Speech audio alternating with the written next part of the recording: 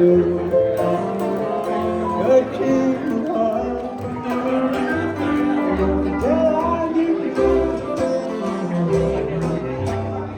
the Nicens Band a big hand.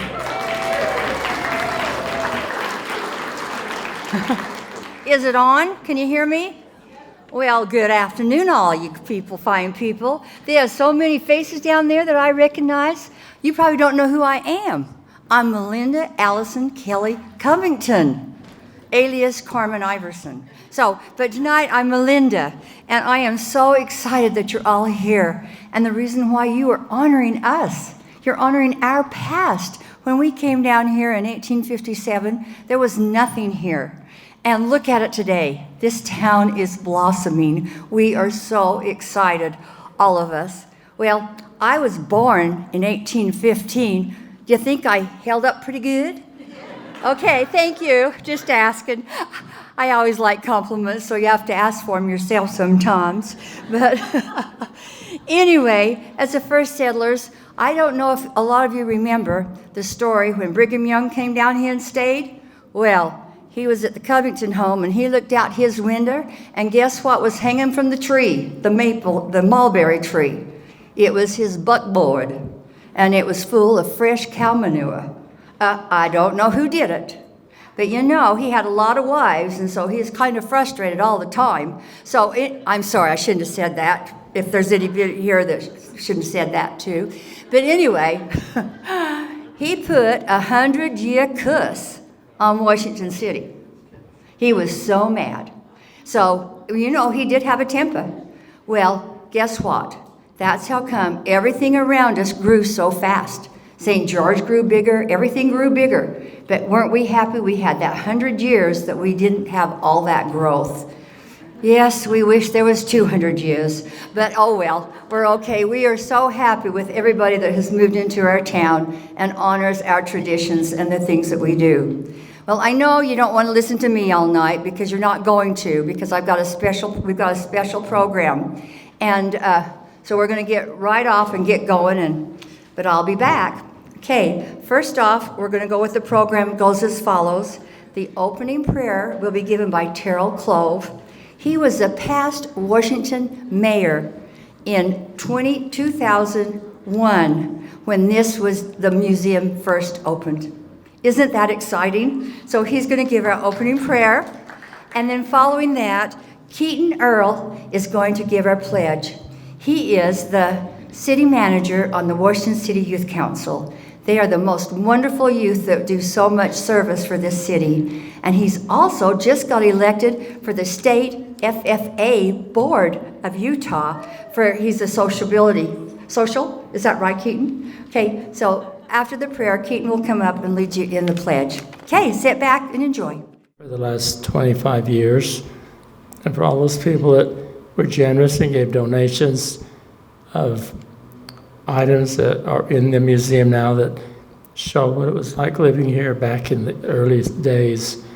We're so thankful for those people that were sent here and for their sacrifice and for them sticking out and hanging out and completing their assignments. Were tough times. We'll never know, but we're grateful that we have records and pictures and artifacts of their times so that when we go into the museum, we'll feel their spirit. Once again, we thank thee for all the blessings we have for living in a free country, for having all the peace that we have here in Washington. So thankful for everybody that lives here, that loves each other and shows kindness to one another. And we say these things in the name of Jesus Christ. Amen. Please rise and remove all hats. Ready, begin. I pledge allegiance to the flag of the United States of America and to the republic for which it stands, one nation under God, indivisible, with liberty and justice for all. Thank you. That prayer was just perfect. Thank you so much. And thank you, Keaton. You always step up for me, and I appreciate that so much. But before we start, I've got a special guest here, two of them. Dennis Levitt, he is the CEO of the Liberty Village, And also with him is Shay Banya, Bonra, and I want to call her Banya because she looks like a beignet to me instead of a Bonra. But she's, sorry, it's just me talking. Anyway, I'd like them to come up, and they're just going to make a special announcement of what their upcoming event is. We certainly don't want to crash this party. We want to give celebration and adoration for all that's happening here in Washington City. We love when history is preserved. We love when youth are elevated in every way. At Liberty Village, we're trying to do that. We also in St. George have just partnered with Washington County to restore the Pioneer Courthouse in St. George. So what's happened here is what's trying to happen in neighboring towns, and we love to support everything that's good. You know it's America's 250th birthday this year, and as part of that committee in the county, we just want to wish all of you a happy semi-quincentennial, and are so grateful that this event feels like it belongs in the 250th. We have a gala coming up on April 9th to help support education and youth and invite everybody to just remember history, remember who you are, and do all that you can to make it fantastic for the next 250 years moving forward. Thank you.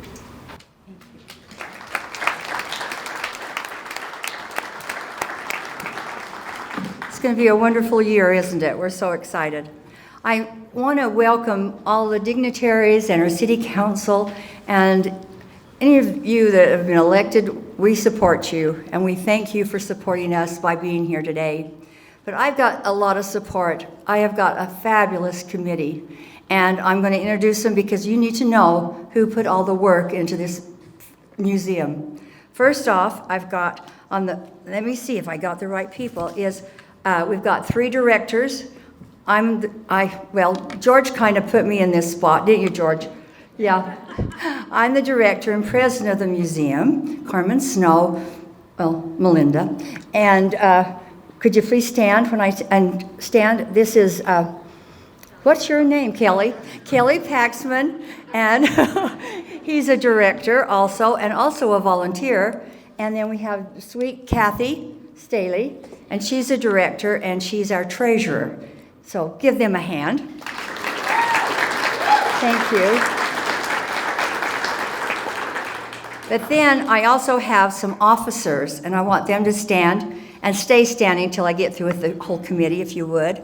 Okay, first of all, so I don't miss it, I'm going to make sure I look at my notes. I don't want to miss anybody. I've got George Staley, who has served as director for 25 years. He is now a volunteer. He's going to, you know George. Got Sandra Turnbow. She's a committee member. Oh, wait. Oh, hold your applause. Your hands are going to be tired. Jody Worthington. Rosie Kirkland.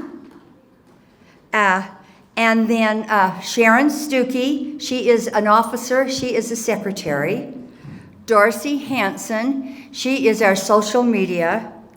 And then we've got Sherry Lou Tate, and she is our girl that does it all. And then we have Nancy McAllister.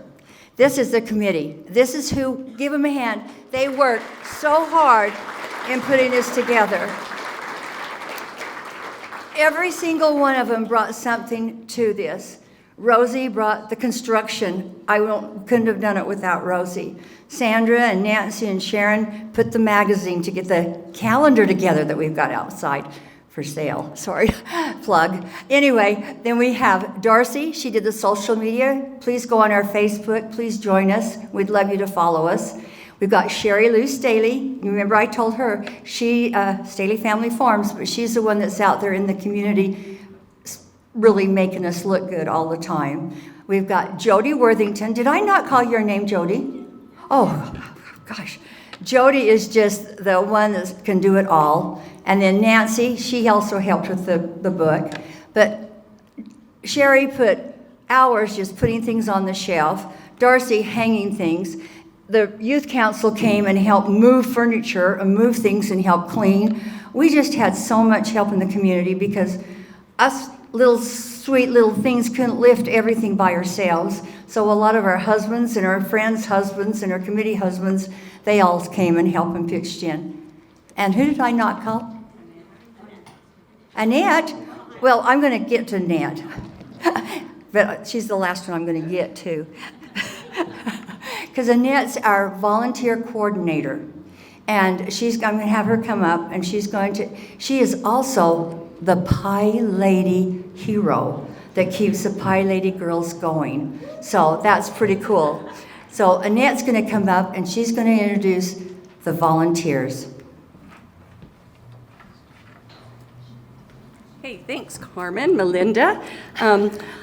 I would love for the volunteers that help each day of the week to stand as I read your name, and we'll give one big round of applause at the end. So each day from 10 until 2, we have amazing volunteers that have been doing this for a few years, so they're experts. They will be helping after as you go through and see, they'll tell you all about the different rooms, and here they are. We're so happy they're here. So on Monday morning, George and Kathy Staley, we can't let them go because they are it. They know everything, and they're going to be backups as well. I'm sure if we have a need, they'll help.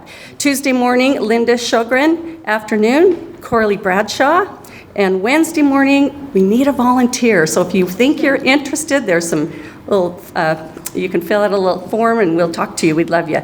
Linda Muir is in the afternoon also on Wednesdays.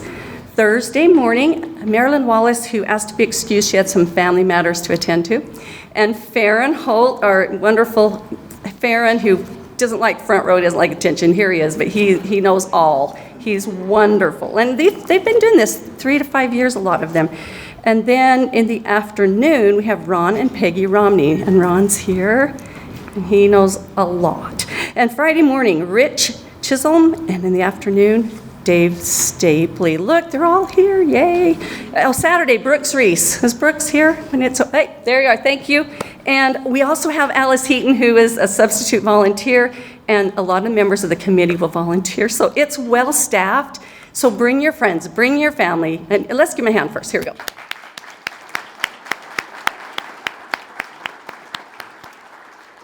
These volunteers give of their time, they freely give of their time to keep the museum open. They share their knowledge of our history, and we obviously couldn't do it without them. We've given them a hand as you talk to them today. Thank them, ask them questions. Let's quiz them and see if they know all that they're talking about. And then Monday through Friday, if you're interested, it's open Monday through Friday, and sometimes special occasions on Saturdays. Carmen spearheads all of this. She makes us look good. She does all the work. And then that's all I have to say, and I know that was a lot, but thank you for letting me be a part of it and being on the committee, Carmen. Well, when I heard she was retiring, I knew I could just call on her really easy. So that's my Annette. Appreciate it. I also want to let you know, she talked about our days that we're open.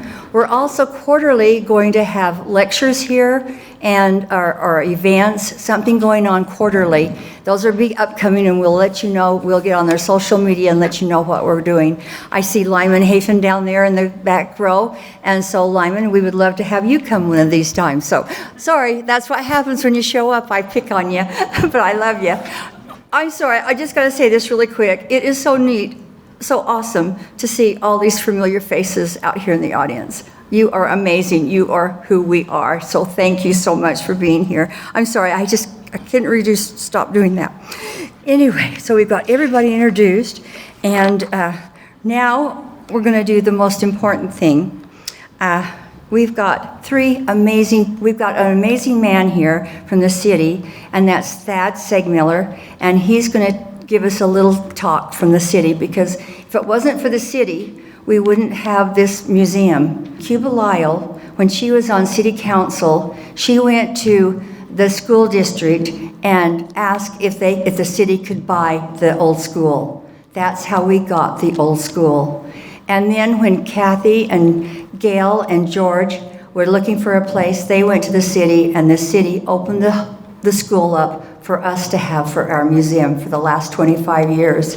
And they've also given us RAP tax money of $45,000. You think that's a lot of money, but it isn't anymore these days, but it really helped us because all the work that we had done, the construction here in the building, new lights, new floor, everything. It's amazing. So we really appreciate how the city stepped up and backed us up too. So Thad, if you'd take a few moments, we'd love to hear from you. Thank you, Carmen, and it's a pleasure to be here, everyone. Sometimes being tall makes microphones tricky, but I'm gonna get as close as I can. I am pleased to be here on behalf of Washington City, a community with good soil and deep roots, and those are the themes that I hope to reaffirm. But I'm going to do it by telling you my story a little bit. So I'm the direct descendant of two individuals. One of them is Jacob Bastian. He's on one of the plaques out here out front. Jacob Bastian came to Washington City in 1861, and he got here after significant trials and tribulations. But he was a little too stubborn to let those stop his goal and effort to establish a family and a way of life. I'm also the direct descendant of Daniel Segmiller. He's not on a plaque out here, but for those of you that come and go at the county jail, which I don't think many of you do, but if you were to go in the front door of the county jail, you would see there on a historical lineup of county sheriffs that Daniel Segmiller was the Washington County Sheriff from 1869 to 1877. He also arrived here in 1861. Daniel's grandson married Jacob Bastian's granddaughter, and that was Gerald Segmiller and Verda Bastian. And they were my father's my dad's grandparents. Today, right now as we speak, I am I'm cloning some roses for my sisters and aunts that my grandmother Verda Bastian passed on to my father when he was a young dad. And my family's kept that line of roses alive ever since. And because I'm the green thumb in the latest generation, I'm responsible for keeping them going. Last summer, in my home in Washington City with Adair Spring Water, which I lived there just for that purpose, I grew a squash that my family calls Grandpa Squash. This is a squash line that was passed down to my father from Gerald Segmiller, that was passed down to him as they came to southern Utah. It's a large squash that does very well in hot weather. It's got a solid vine so the insects don't bother it as much, and it's something we've passed down. So those are little indicators. Those are indicators of why we do museums. That's why we do these things, is there's an inheritance that we get to pass on from the footprints that we leave as we're here, but those footprints happen because somebody passed things on to us as well. A few of those things that I don't get to talk about much, but I will. The Segmiller family has a tradition older than me. Every Memorial Day, we're at the Washington City Cemetery. We gather around Jacob Bastian's grave, and we listen to stories, and we love it. And that tradition's not going to die, at least not with this generation. We've got Segmiller Mountain to the south that marks our horizon in Arizona. That's a mountain that was named after Daniel Segmiller and his descendants who ranched out there. The Red Cliffs Temple is built on land that Daniel Segmiller's descendants, George Segmiller, donated to the LDS Church.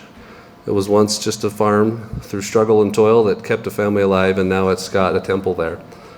And so, again, I'm the descendant, I'm the inheritor of so much, with so many roots that are so deep, that I'm grateful to be able to speak on behalf of the city. But I also just want to affirm that efforts to keep and preserve and share our history are worth the time and effort. Volunteers like Carmen and others who put in their time and their means and their energy are investments that pay dividends for generations to come. One of the things that Daniel Segmiller and Jacob Bastian and the others that came here with them around the early 1860s, one of the things they struggled with was they tried to create dams on the Virgin River to divert irrigation water to the farms. And the history is well told. They would build dams and the storms would wash those out. And they would build another dam and a storm would wash that out. And they built dam after dam after dam, and they were just too damn stubborn to leave. But the reason they were too stubborn is they wanted to establish a family. They wanted to establish a way of life. And I look at this museum reorganization and rededication as the same type of benevolent stubbornness. We're not going to let things die that shouldn't die. We're not going to let our stories that need to be told be forgotten. In the museum, there's many rooms that are touching for me, and it still happens as I go there today. When I walk into the veterans room, I learn and remember and feel the magnitude of sacrifice that has been made for me and for my family and for my kids. I didn't attend the old school, but I have siblings that did. By the time I was school age, I went to Washington Elementary.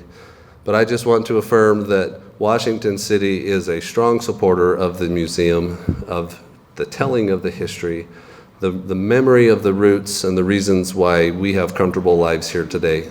If I have anything to do, as long as I'm in my capacity as the Washington City Attorney, I hope you'll remember that I'm coming from deep roots here, people that dealt with much more difficult problems than I face, and I hope that spirit follows me as I perform my role as the Washington City Attorney. Thank you for your time.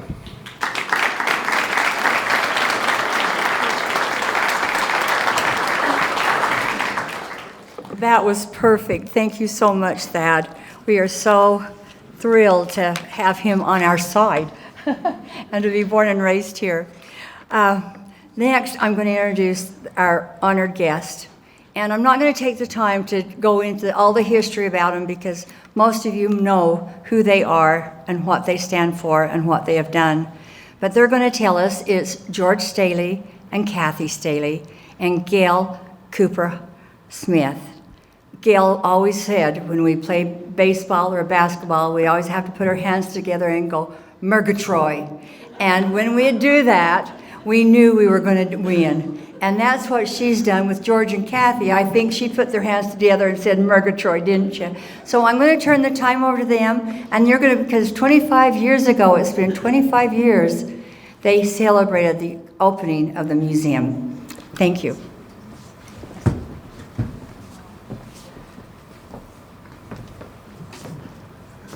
Those pioneers weren't stubborn, they're too poor to get out of town.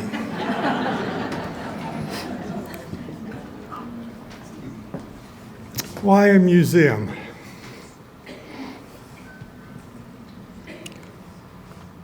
If done right, a museum is the greatest thing in the community because it helps the youth to understand the sacrifices that our forefathers went through to make a community of Washington. Washington is one of the most unique little communities in the country.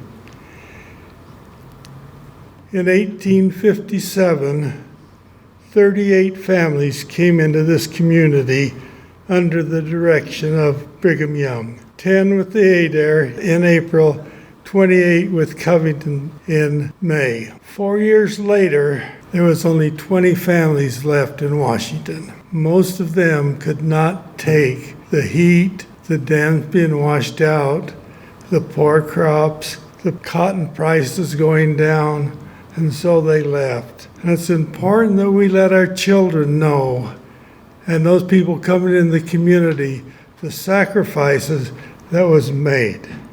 When I became in charge of the Historical Society, we started pushing for museum.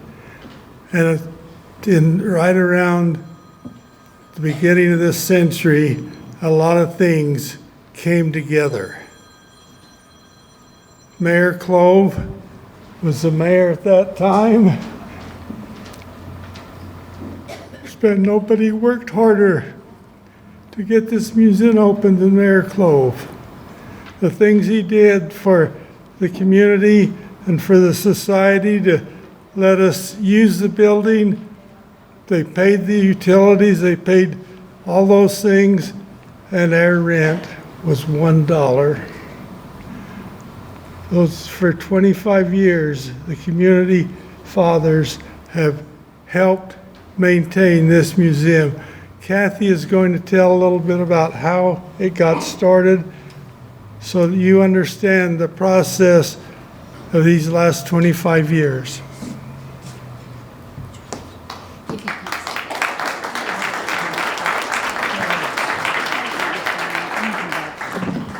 I'm sorry I have to put this down to me. I'm excited to just share a little bit of the history of how this all came about. After Norma Canizero had kind of refurbished and redid the cotton mill, and we worked with her a lot. I remember we worked with her a lot, and our kids really helped her out a lot. One night she called in the middle of the night and couldn't find her keys to get in. So my husband said, okay, and I'll send one of my kids down and we'll get you in anyway. And so he goes in and wakes up one of his daughters, and he chose the wrong daughter, I think, at the time, because she was mad. She said, when he said, you've got to go down and help Lorna get in the cotton mill. And she said, I'm too tired. Why do you call on Marty or call on Robbie or whatever? And he said, you go. And so she gets up and goes down and helps Lorna get in her house by crawling through one of the windows. But she was really mad at her dad for that little, and she's the one that's outspoken and will tell you how she feels. But anyway, through the years, after we've helped her, and the building came up for sale when she wanted to move on, our dear friend Hiram and Gail Smith were back here in southern Utah area, living and very involved with Tuacahn. And one night, George said to me, I'm going to ask Gail to buy the mill. We need to save the mill for our town. And I said, what? You're going to go and ask Hiram and Gail to buy the mill? And he said, yes. And I said, how come? And he said, well, you won't buy it. And I said, I don't think I will.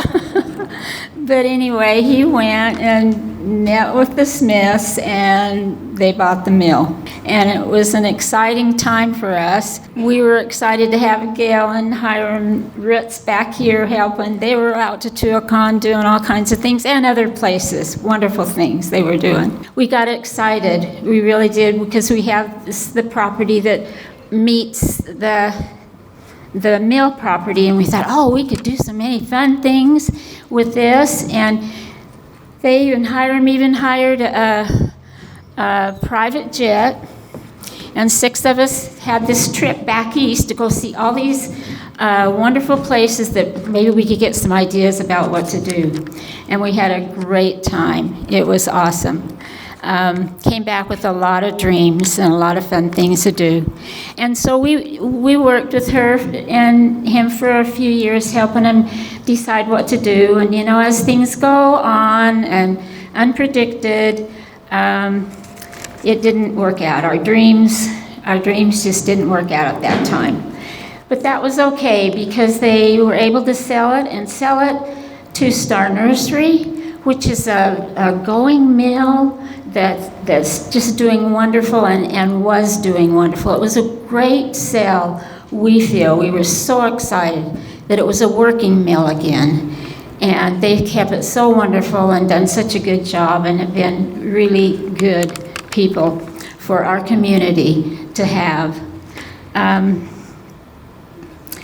I really appreciate what we've been able to do. Gail and Hiram also, about this time, was given a collection of Utah antiques from South Sevier, North Sevier. It was called the John Murdoch Collection. Wonderful man from that area that went around and collected things that he wanted to put in his little town of Monroe at the time. That didn't work out.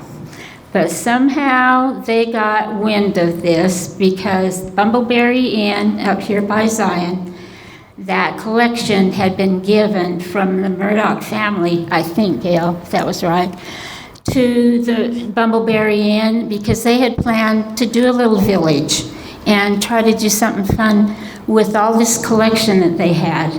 And anyway, they called Gail and Hiram and wanted to know if they would come and save this collection. And it was exciting. We just thought, this is great. We didn't know where we were going to put it, what we were going to do, how we were going to store it, because the school wasn't available at that time. But anyways, we found places for it. We put things out to Tuacahn and on the road and out to the ranch and out to ours and in our backyard at Cotton Town and for several years and tried to save and have this. And then when the school opened, we thought, when the school was available, when I'm not sure who was the last ones in there, George. Was it Mill Creek? Yeah, that was the last ones in there. Anyway, then we thought, this would be great for our town to start a nice museum. We've got all this stuff right here. And so that's kind of how it originated. We had a great time trying to preserve and put everything together and use as much of it as we could to tell the story of the pioneers in southern Utah, not just our little town, but everywhere. And it's been awesome to be able to use what we could use in this building as much as we could at the time and preserve that history.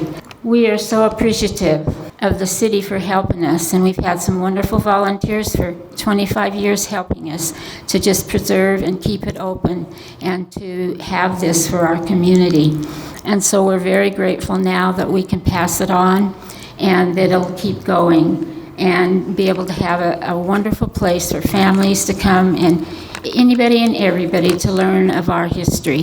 The Murdoch family, we were able, after several years of putting ink all over in here and up in all the halls here, their little town got a historic society group together, and so we felt that we needed to give them back some of what they had given us to start.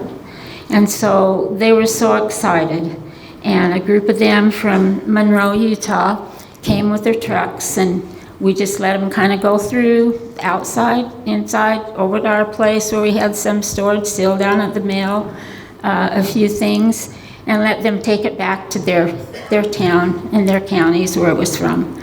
So it's been quite a fun adventure, a great story, and we're just happy to have this. And we thank you all, everybody that comes and helps us stay fired up and excited about our history and are able to share it with anybody and everybody. Thank you. We'd love to have you here.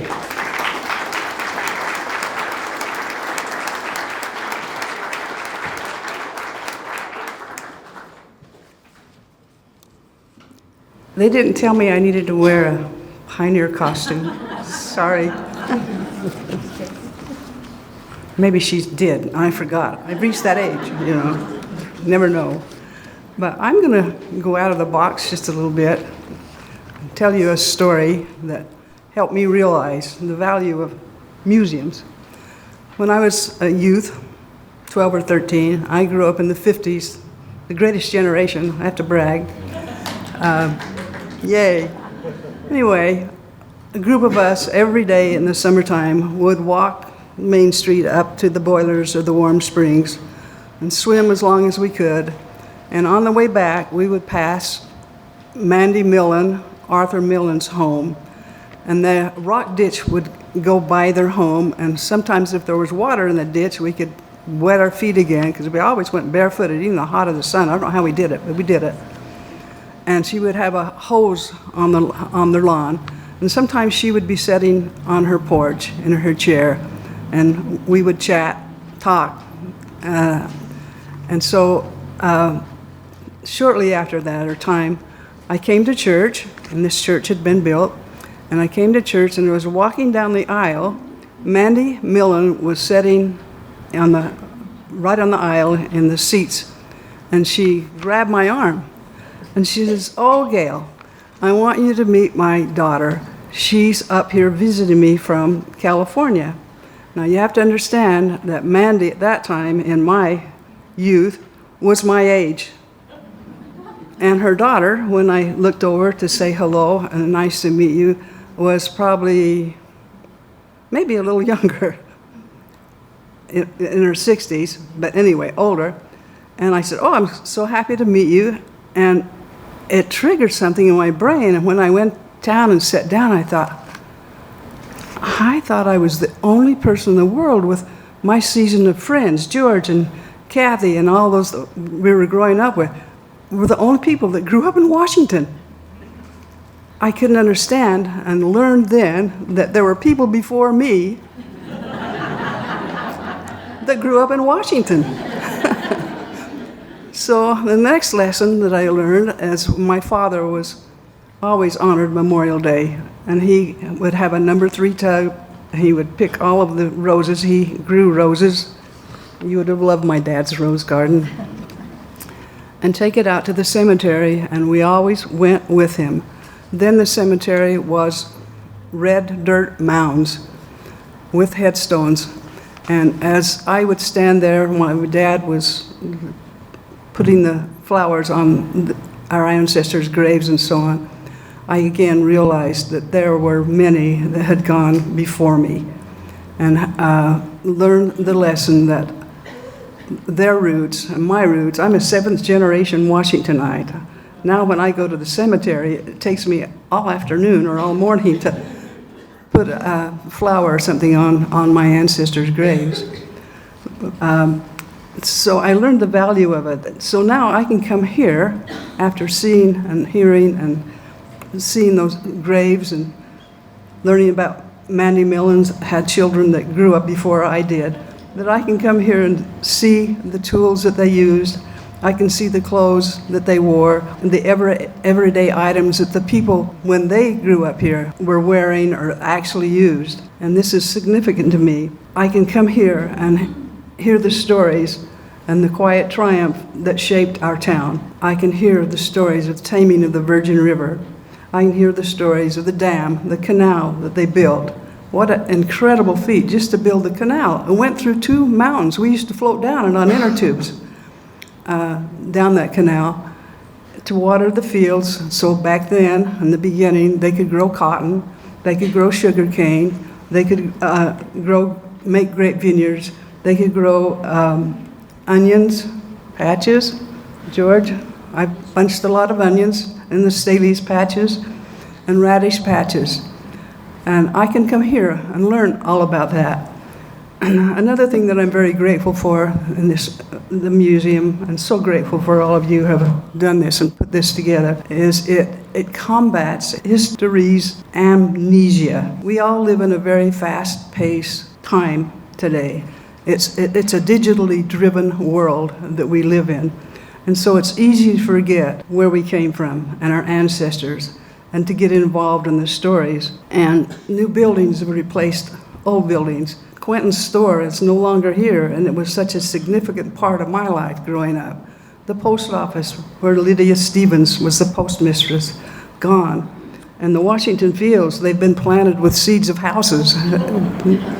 There's no more fields. And the places around our houses that had corrals and barns and haystacks and cows and horses are replaced. I said horses. Did you hear that? Okay. On purpose, horses. Are replaced with houses that line the streets that we have here. So it changes, and we're in a digital world. So it's nice to be able to come here to a dedicated institution and be reminded of how it was and how they lived. And it's comforting to know that it's a permanent repository for our past and our heritage and things. The other thing that I'm so grateful for this museum is it bridges generations. I can bring my grandchildren here, share stories with them, and tell them how it was, what happened. And I can tell them of some of the antiques that we did growing up. Some of them were, maybe I won't share them. But anyway, we had a lot of fun growing up here. And I'm sure there are many here that can remember Run Sheepy Run and building a big bonfire in the middle of the road and playing games in the summertime, and just a different life. And we can come here and be reminded of those times. And I'm so grateful for that. I wanted to show you, you can't see it from where you are, but if you want to see it later, this is the picture of the city council in the 50s when I was growing up.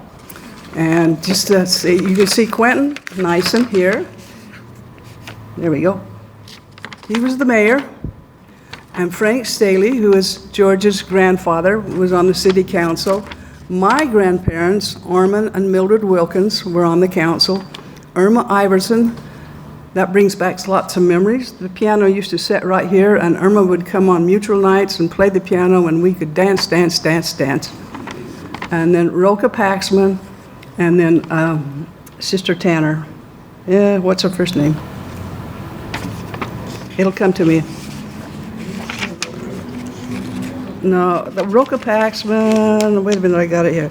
Stella Tanner, and I don't know if any of you remember Shawan or some of her children. In fact, I named one of my children after Stella Tanner's daughter, Shawan.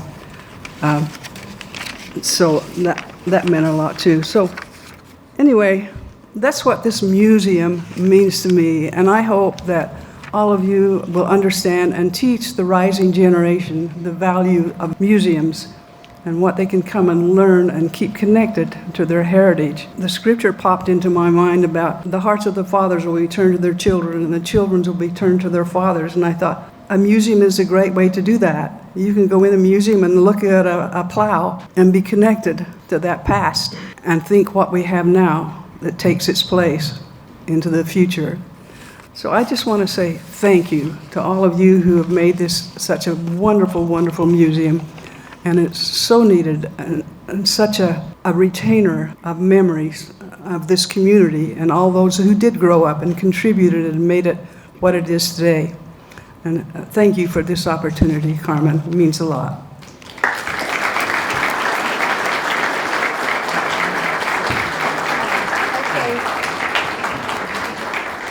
George has a few more words.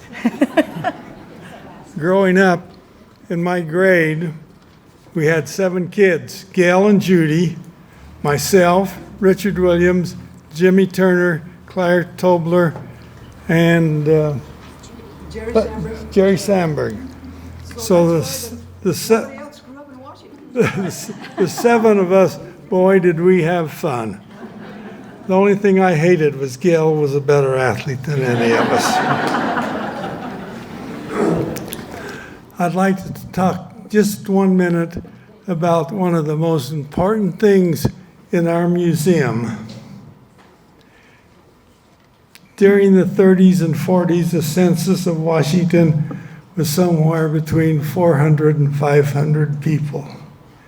During Second World War, we had 104 members of Washington City in the Navy, Armed Force, and the Army. That's about 25% of all of the people here. And so if you look at that age group, it was probably 80 or 90% of the young men left Washington to go to the Army or the Navy or the Air Force. We were very patriotic. Now, the museum is taking a new look. After 25 years of trying to keep it together, Kathy and I could not do the things that should be done. So along came Carmen, and along came Kelly Paxman, and Carmen graciously took over the museum and is doing a great work in the museum. And when you walk through the museum today, you'll see the wonderful things that she and her people have done, and the Paxman family, the things that they've donated. It has made us new and probably one of the best, not probably, the best museum in a small community in Utah. So I'd like to thank all those people that are helping. And you got to take 25 years and then find somebody else.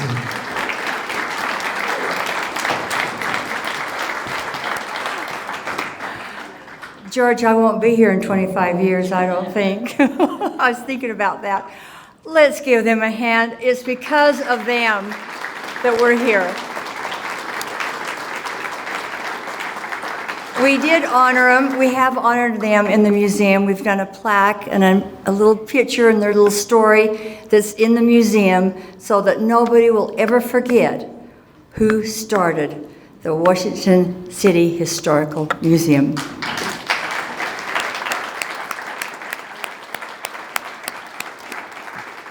I brought up the Historical Museum. I have to mention Priscilla Cahoon. Her and her husband Harold really got the Historical Society going, didn't they? They were so wonderful in what they did here. They're a wonderful family. But if they were here, I want you to know that we honored Priscilla also tonight. Today, it's not tonight yet. But right now, I'm going to have Mike Harless come up, and he is the president of the Historical Museum, and he's going to tell you why we have separated. We're the museum, and now he's the Historical Society president.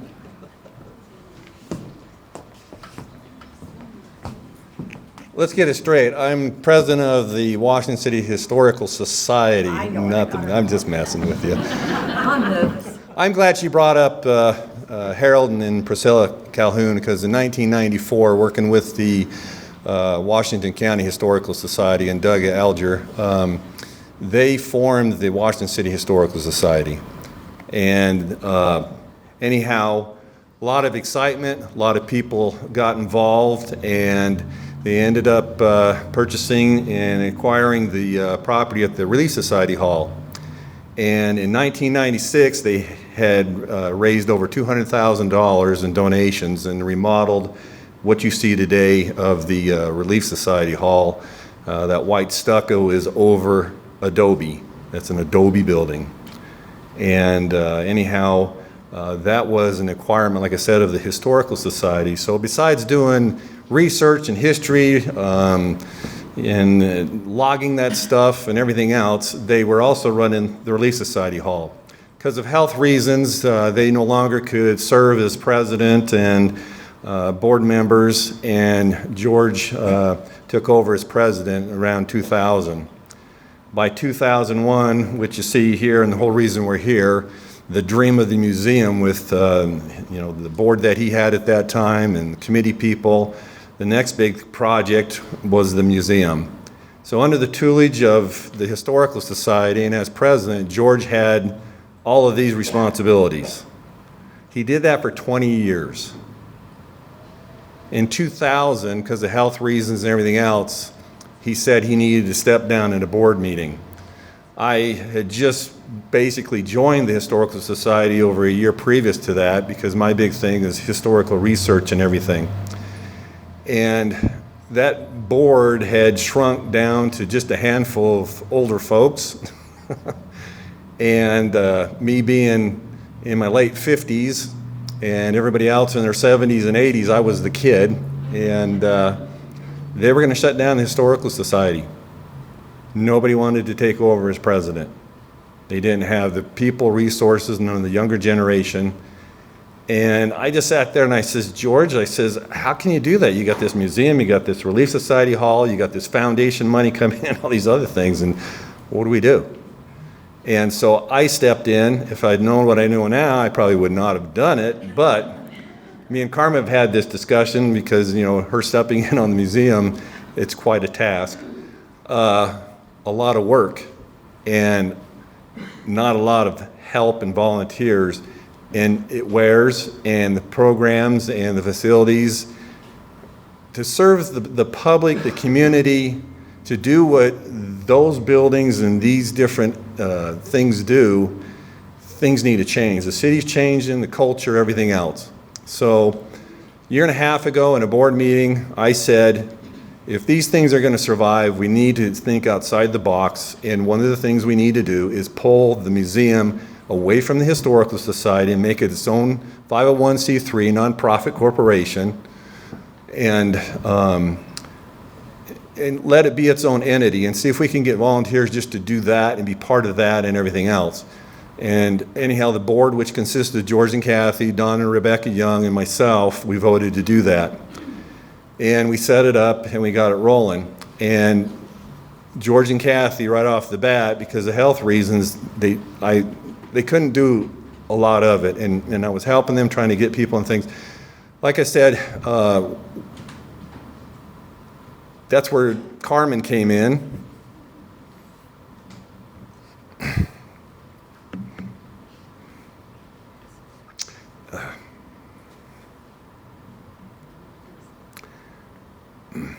This town has a great history, and for it to be preserved, I feel it needs to be done through research archives and things, but this museum serves a purpose. I couldn't do it all. Carmen came in, and look at what she's done. Look at this board she's put together. I mean, it's magic. It's awesome to see what she has done, focus, the people that have helped, and for it to continue on. And it will survive. And it will go on under her tutelage until such time that she can't do it anymore, but we need the next generation to step in and help. And anyhow, I just, thanks to the Calhouns, thanks to her, George and Kathy, to all those that have carried it to this point and everything else, and kudos.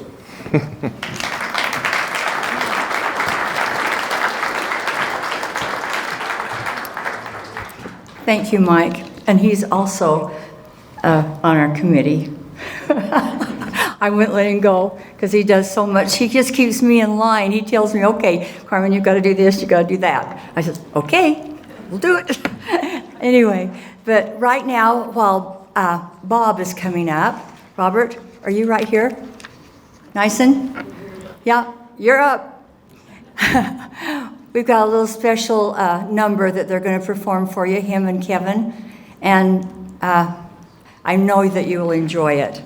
But as you can see, it's taken a lot of time and a lot of years for the museum to get to where it is today. But it's not only these wonderful people, it's people like you, it's the community. And we hope that when you go into the museum, you can relate to your childhood. And that's what we try to do, is make it relatable to everybody that's living now also, but honoring those that went before us. So I'll turn the time over to these fine young men. And it was just a little bit controversial, and maybe that's why I better wear my sunglasses so that I won't get X for it. But anyway, it does tell the conditions that were here in Washington, and a lot of the early settlers really had a tough time here, and a lot of them would like to turn back. They didn't know what they were getting into when they came into the area. But anyway, I do need dark glasses, seriously, so I can see. I can see it, but I can't see it that good. I don't want to keep it up. It's kind of a long song. But anyway, it does kind of tell, and these are prescription glasses. I'm not trying to hide, to be expert or sing it. But anyway, it is really a neat song, so I hope we can get it right. It's got a lot of verses, quite a few verses to it, but it really does tell the true history of the way things were here when the pioneers first came in. Gilbert's going to help me a little bit with the harmonica. We'll try to make it as original as we can with the band. I think I can even see it. I get your mind.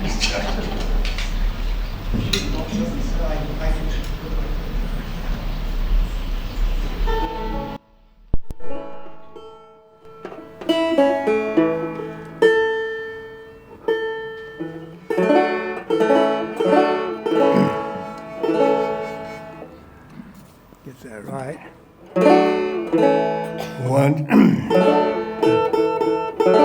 Once I lived in Cottonwood and owned a little farm, but I was called to Dixie, much to my alarm. to raise the cane and cotton. Right away I must go. But the reason why they call me, I do not know. I yoked old Jim and Bolly up, all to make a start.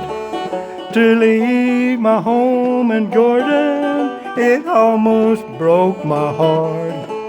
We moved along quite slowly and often looked behind, for the grand hills of Dixie kept running through my mind.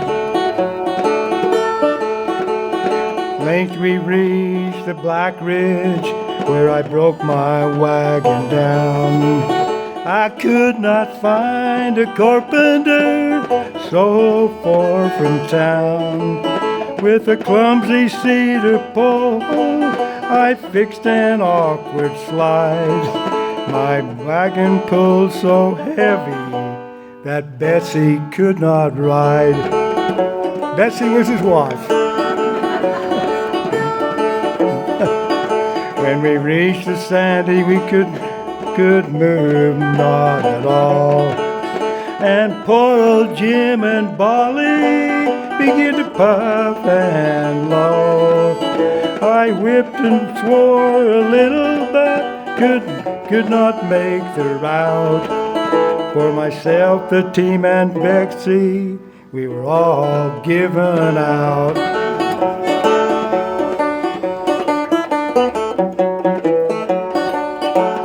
Next we got to Washington, where we stayed a little while, to see with whippish power would make the birdie smile.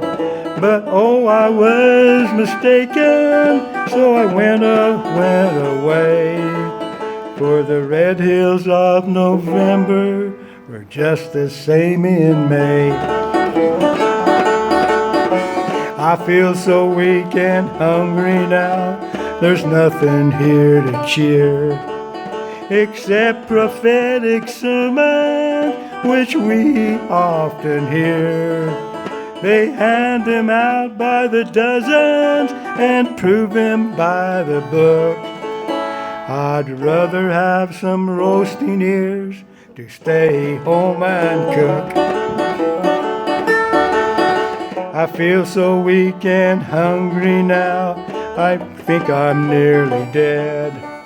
'Tis 7 weeks till Sunday since I have tasted bread.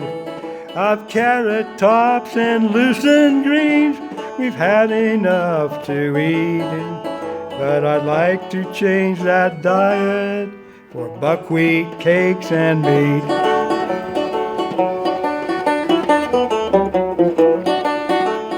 Hot winds swirl around me and take away my breath. I've had the chills and fever till I nearly shook to death. All earthly tribulation, but o'er a moment here. Oh, I prove faithful, a righteous crown I'll wear.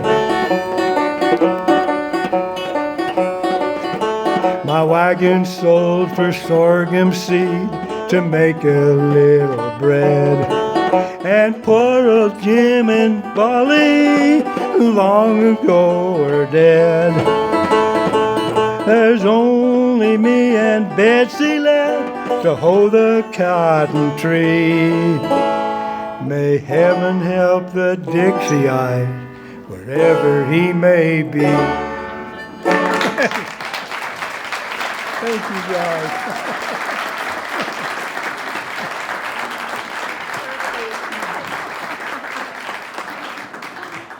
Wow.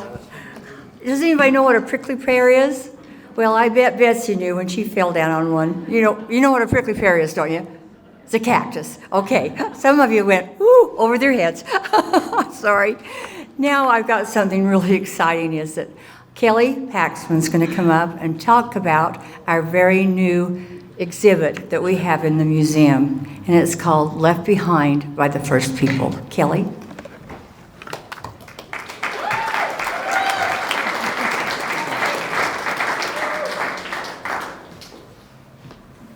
I know how some of you ladies feel when you're pulling your bra strap up.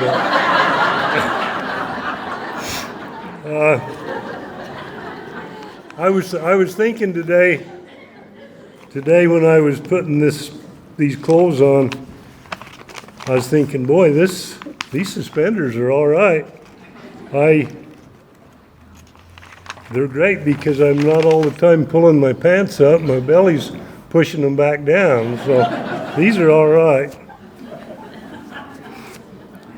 Anyway, it's great to be here today for the reopening of the museum, and as we honor these founders of the museum, appreciate them very much. Many of the things that they have done are still enjoyed today and remain evident in the museum.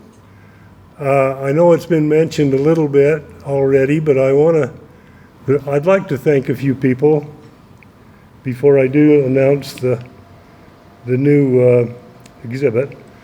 I've been able to work with Carmen the last month or so, and I want to thank her for all the energy, all the effort that she's put in.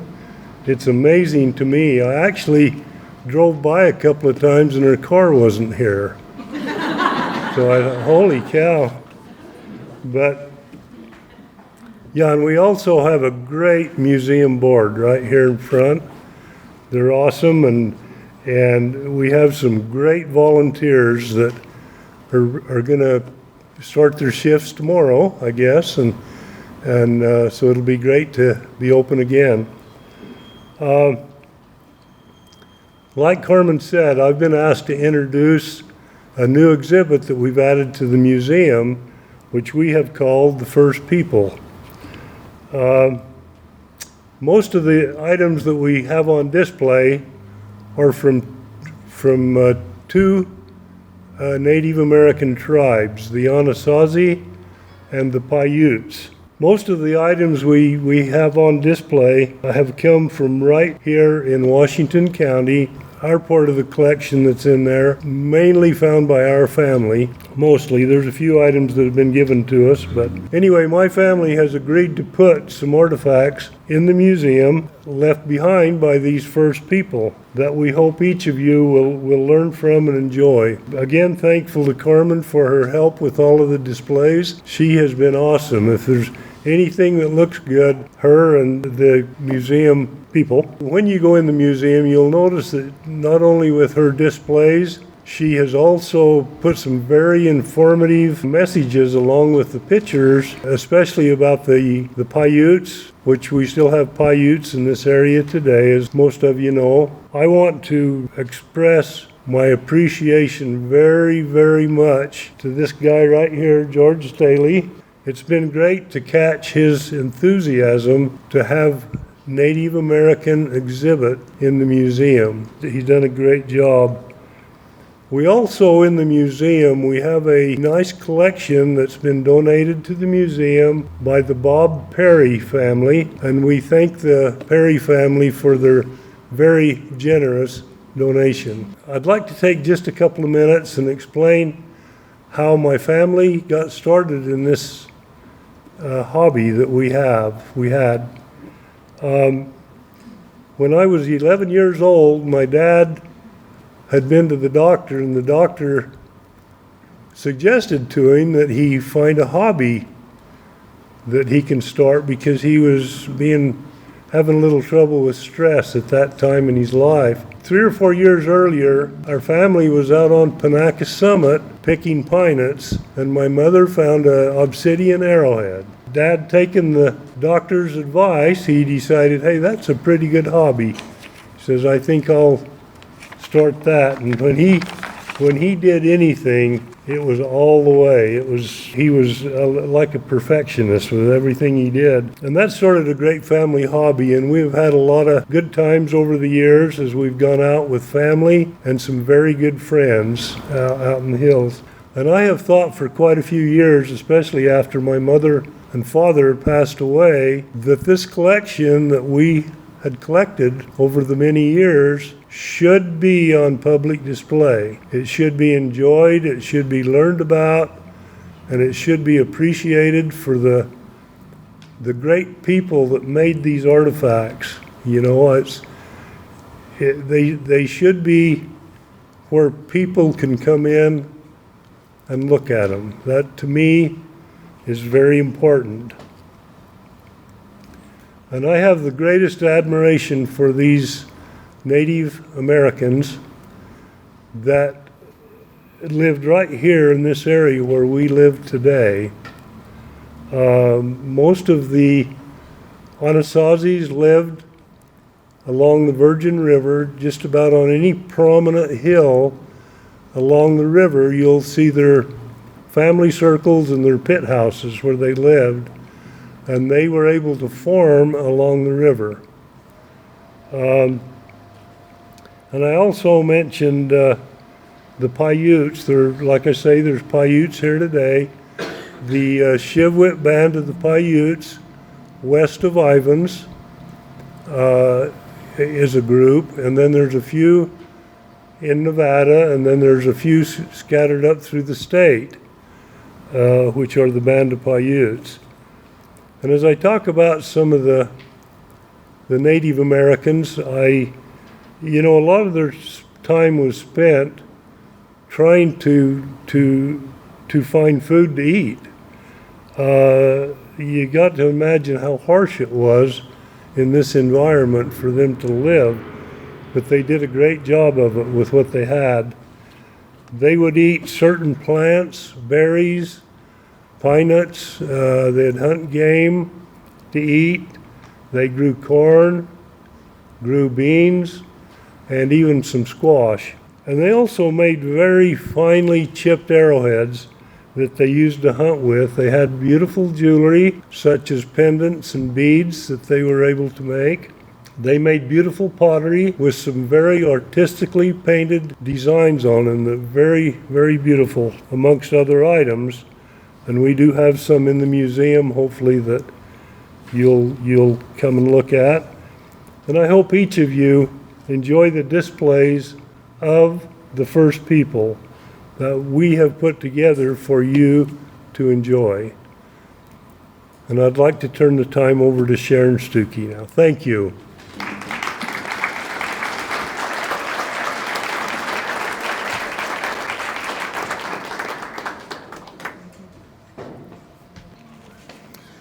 Carmen Iverson Snow.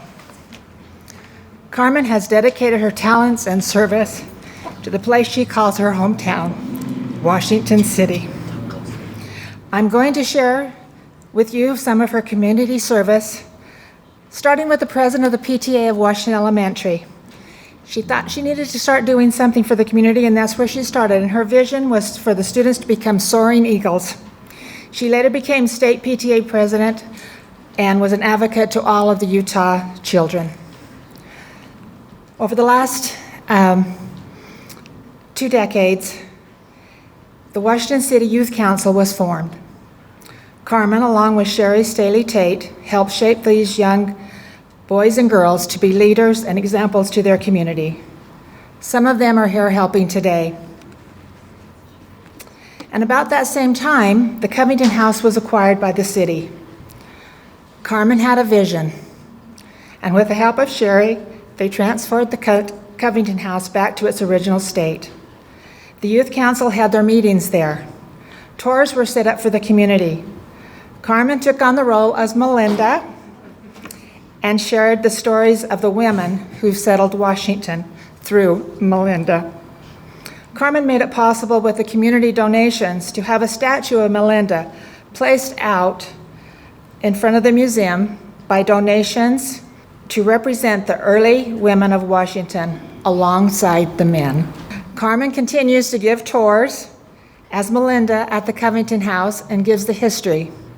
She gave a tour just recently, just last Tuesday. You can reach her anytime. She's up to over 10 people at a time. Her next vision was to work with Eric Daddle on a puzzle of Washington City past and present. Puzzles are for purchase to help us with the running of the museum. They are for purchase for the donation here at the museum. A large version of the puzzle is on display at the top of the stairs when you enter the museum. Then came along another vision of Carmen's, of Quentin Nyson, who has and always be remembered as a community servant and wanted to honor him. Again, with the community's help, she raised the funds to have a statue of Quentin. You can find Quentin outside the museum with his hand raised, welcoming all to Washington City. You will also run into Quentin in the museum. Now this brings us to today. Carmen collaborated with George and Kathy Staley, and she shared her vision with the Washington City Historical Museum at our first meeting last fall of what the museum could look like with a new exhibit that Kelly just told you about and remodel of the East Room. The museum was closed on December 2nd, 2025. Carmen has worked tirelessly over the last several months, transforming this museum to her vision with the help of many talented people of the community. You will see the museum as it has been transformed. Carmen.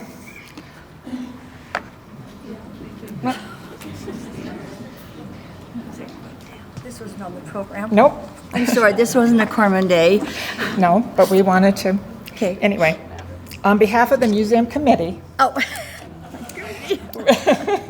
we would like to honor you with a few tokens of appreciation.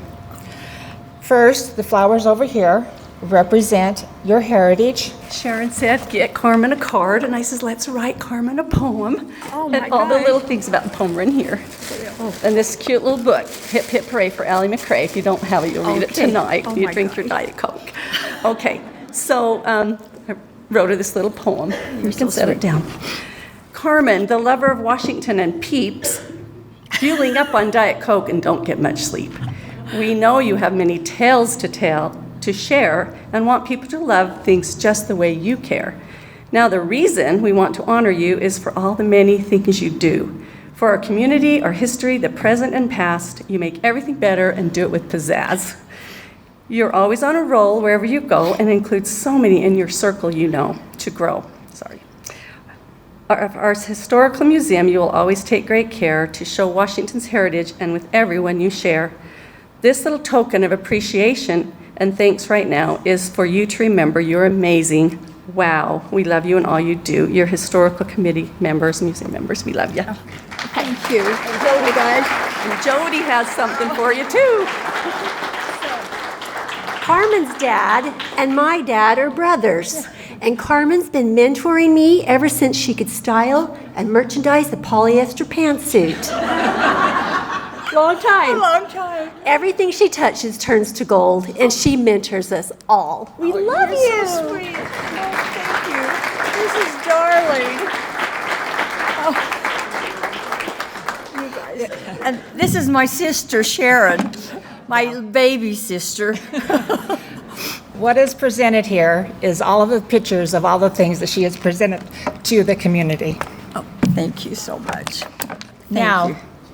and I was going to say to you, I would like a round of applause for my sister, Carmen Iverson Snow. Thank you.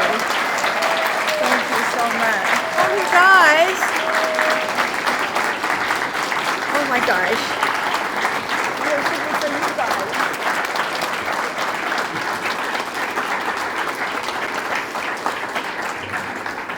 Well, as Melinda would say, if you believed anything they said, it wasn't true. Everything we do, I think when you grow up in Washington, we learn how to love our town. We learn how to work in our town, and we learn how to love our community and let people know how great our community is. And this group that I'm working with, from the volunteers to this committee, to these kids behind me, it's just an honor and a privilege, and it's, I'm the lucky one. I really am. Aren't I, Rosie? I called her Rosie. Started calling her Rose, and she said, it's Rosie. I don't know what I'd do without you, Rosie. Anyway, thank you for joining us for the celebration of Carmen. No, sorry, for this 25-year celebration of reopening the museum, and for these three beautiful people that got this all going. We are so honored to have them. Thank you.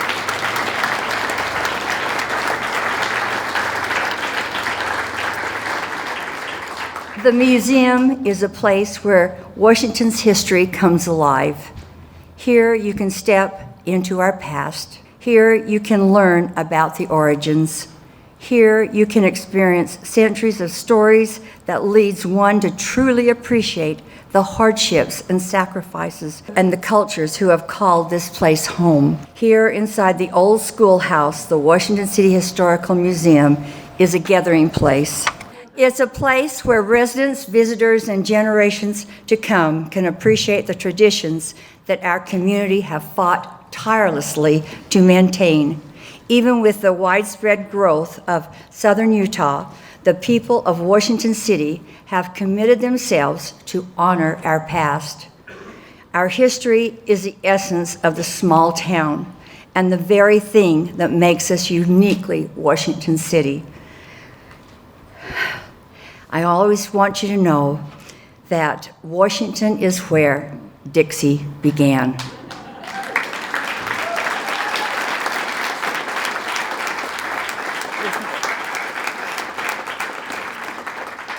Now I've got the honor of introducing Barry Blake. He's going to give the closing prayer.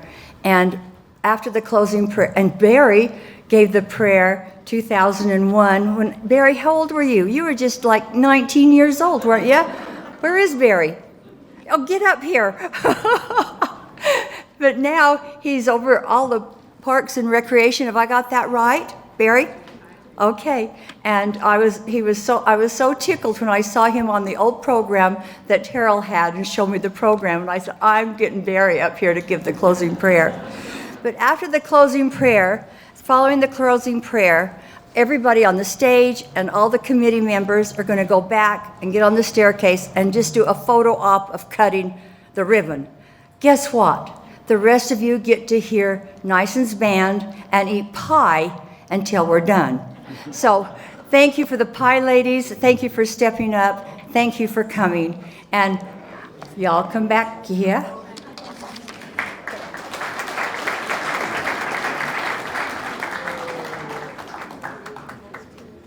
Our kind, gracious Heavenly Father, we are so grateful for the opportunity we've had to be here today for the grand reopening of this beautiful Washington City Museum.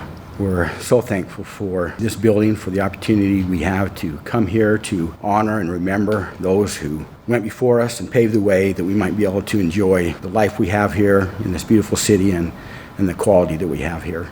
We're thankful for the founding members of this museum. We're grateful that they're here today, and we honor them and we love them and are grateful for them and ask for thy blessings to always be upon them. We're thankful for those committee members, the board members, and the volunteers that continue this work and will continue it in the future, and ask for thy blessings to be upon them. Again, Father, we're thankful for all we have. We know that all that we have comes from thee, and again are grateful for those who came before us. And we say these things in the name of thy Son, Jesus Christ. Amen.